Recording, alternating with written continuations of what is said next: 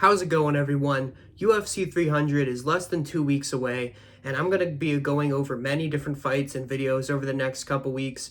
But today's video is about a very special fight, in my opinion. I think this is going to be, possibly a number one contender fight, and that is Jiri Prochazka versus Alexander Rakic. Now, before I get into all this, I do want to say I'm not going to shit on you if you are picking Alexander Rakic, but I do think Jiri Prochazka is being severely overlooked in this fight, and I'm going to go over the reasons why I do believe that. So the first reason I do believe that Jiri Prochazka is being overlooked by Alexander Rakic is because of his KO loss to Alex Pereira in his last fight. Now, I've talked about this with some people in the Discord, and I noticed a couple people, the consensus said no, but I asked the question, would you pick Jan Blachowicz over Jiri Prochazka? And I noticed a couple people said yes, which I think is, a little strange considering the circumstances of where both guys are in their career, but fair enough. I'm not going to harp on that too much. I just did want to include that in this video. But the first reason being, he's coming off a catastrophic injury. The last time this guy fought, he got a catastrophic leg injury, and he's had, I think, when was his last fight? 2022. He hasn't fought in 2 years, and I think, this injury is going to affect him heavily, and I know, Jiri Prochazka has had injuries as well, but I do think that injury will come into play. That's not the main reason I do think Jiri Prochazka is being overlooked. But it is a factor in this fight that I think people are kind of ignoring. I think fans are ignoring a lot of these, reasons on why Alexander Rakic could lose this fight. Another reason being, his best wins. His best wins, I mean, just take a look at his resume. I'm going to put it up on the screen now. That's not great at all. But his best wins are over Anthony Smith and Thiago Santos. Anthony Smith's not that good. He's never been that good. I mean, he used to be better than he is now, but I mean, that was in 2020. Anthony Smith had already started declining massively at that point in time.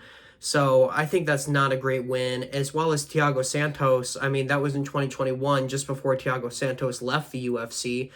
And Thiago Santos, I mean, even after his career in the UFC has looked terrible, but during his career in the UFC looked not good at all either. So I don't think those are great losses at all.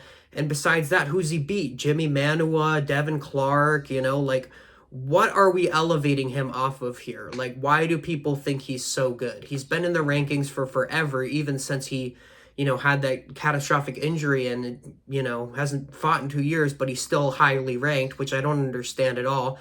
If you don't fight in, a year and a half, you should be removed from the rankings, in my opinion.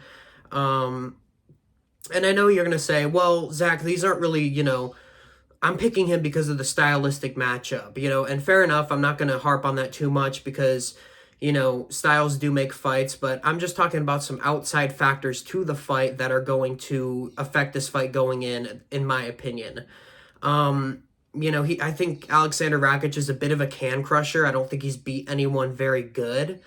And the skills he has he's very well-rounded, which is a good style to have against Jiri Prochazka. We saw that in the Glover Teixeira fight. But the thing is we haven't seen him prove that against any elite level competition that he can hang with them. And in my opinion, I think Jiri Prochazka is the elite of the elite at this point in time. He was beating Alex Pereira before he got, KO'd. As well as, Jiri Prochazka, I mean, I know he didn't look the best in that Glover fight per se, but he did beat Glover Teixeira at the end of the day. He became the first person to submit Glover Teixeira, which is a huge, that's a big feat. Just beating Glover Teixeira alone is a big feat, but being the first person to submit him is even crazier. And Glover Teixeira beat the dog shit out of Anthony Smith, who's Alexander Rakic's best win, arguably. So, I know MMA doesn't necessarily work, but it's something to be pointed out. Now, the next reason is I see a lot of people saying, well, Alexander Rakic, he's very well-rounded. He has good grappling. He's going to be able to grapple fuck, just wrestle fuck, grapple fuck Jiri to a decision. Now, that's not entirely impossible. However, Jiri has fought way better grapplers like Glover Teixeira, and he's been able to get up. He's been able to, reverse positions. He's been able to submit those guys.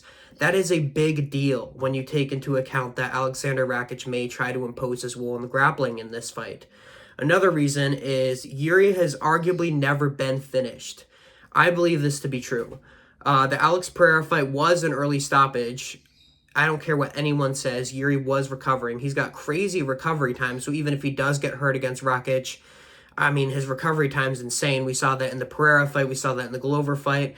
And someone mentioned to me, I'm worried about his chin. I'm worried about his chin because, he's been hurt in fights before. But I think Jiri Prochazka has an iron chin. And, I mean, I pointed out, people don't use that argument against guys because people have been saying Yuri's been in wars. His chin's declined. People don't use that argument against guys like, Marlon Vera. They don't use that argument against, Max Holloway or Justin Gaethje, all people that are known to have good chins, but they'll use it against Jiri because it's a higher weight class. When in my opinion, that makes Yuri's chin even more impressive that he's been able to hold up from being finished at light heavyweight, where people have massively more power than those lighter weight classes I just mentioned. And just stylistically looking at the fight, I will answer this because, people are all saying I'm picking Rakic because of the stylistic matchup.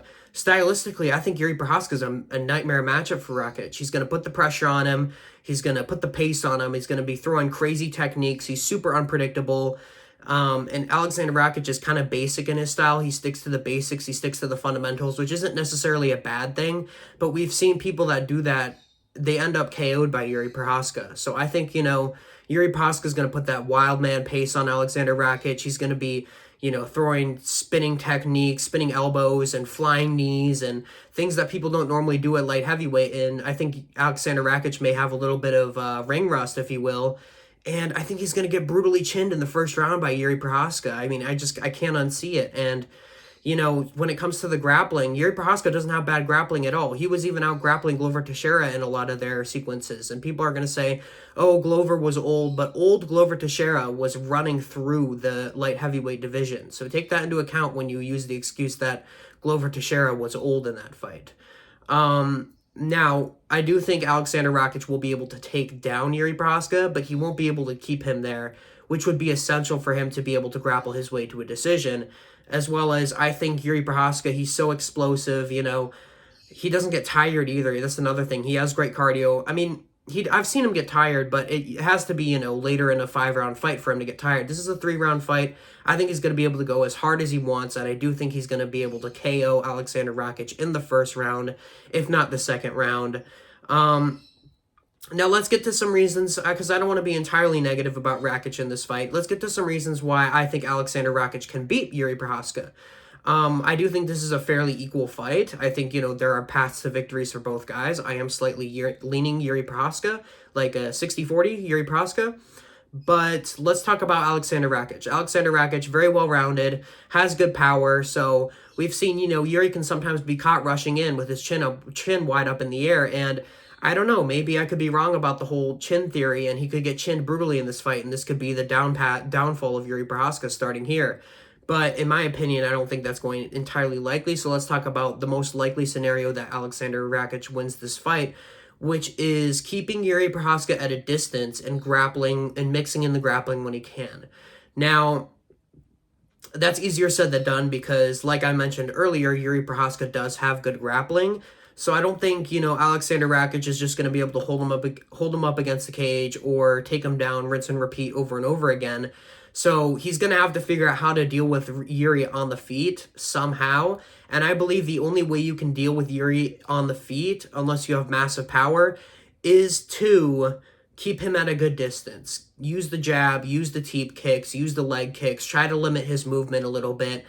Otherwise, he's going to come crashing in distance, and he's going to land some heavy blows on you. So I think if Alexander Rakic wants to win this fight, he's going to have to use the striking as well as the grappling. Another thing I do like about Alexander Rakic is just, he prioritizes winning over entertaining the fans, which I think Jiri Prochazka can become a bit of an entertainer at times. That's not to shit on him at all. I think he's an incredible fighter, but I do think, Alexander Rakic will prioritize winning over everything, so that will make him not hesitant to use those methods that I just mentioned. So overall, I do think Jiri Prochazka will win this fight via brutal KO, but I don't think it's going to be extremely easy. And let's talk about the implications of this fight. You know, the implications of this fight are huge. I mean, if Jiri Prochazka wins, he could earn himself a third title shot. I don't think he should. I think it should be Magomed Ankalaev next, which it most likely will.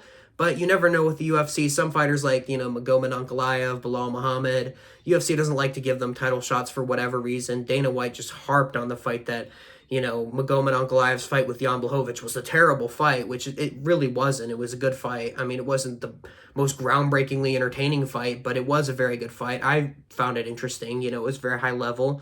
But either way, I think, you know, winning this fight puts these guys in a very good position. And regardless of whatever happens next with the title picture, you know, Jamal Hill versus Alex Pereira is going to be going down on the same card. I do think whoever wins this fight should get a #1 contender fight either against Ankalaev or the loser of Pereira versus Hill. So let me know if you guys did enjoy this video. I'm going to have a ton of UFC 300 content coming out over the next couple days. And thank you so much for watching.